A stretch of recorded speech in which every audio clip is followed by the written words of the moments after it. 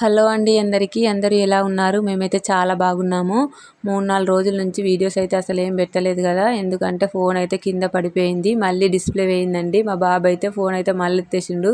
ఇప్పటికైతే ఇది 3వసారి అండి మా బాబు అలగొట్టుడు.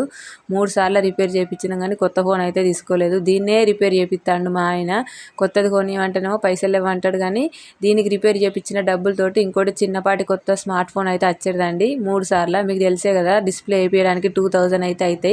ఇది చాలా స్మూత్ ఉందండి నా ఫోన్ అయితే. గిట్లా ఏమన్నా తాకితేనే కింద పడిపోతుంది. ఎంత జాగ్రత్తగా పెట్టుకుందాం అనుకున్నా ఏదో ఒకసారి తప్పు జరిగిపోతూనే ఉన్నది. మా బాబు ఎత్తెత్తనే ఉన్నాడు. నాకే బుద్ధి లేదండి అసలు. ఎంత చిన్నపిల్లలు ఉన్నప్పుడు ఎంత జాగ్రత్తగా ఉండాలి. నేనే మర్చిపోయి ఈ పనులలో పడి ఎక్కడనో ఒక ఆడ పెడతాను, ఆయనతో వాళ్ళు తీసుకొచ్చి ఏదో ఒకటి ఎత్తెత్తారు, ఫోన్ వలిగిపోతుంది. ఇట్లా అయిపోతుంది. యూట్యూబ్ ఛానల్ అరే ఇంకా మంచిగా సక్సెస్ చేయాలి, ఏదన్నా వీడియో పెట్టాలి అనుకున్న లోపే ఇలా ఫోన్కి ఏదో ఒకటి అవుతుంది. వీడియోస్ పెట్టుడు అయితే లేదు.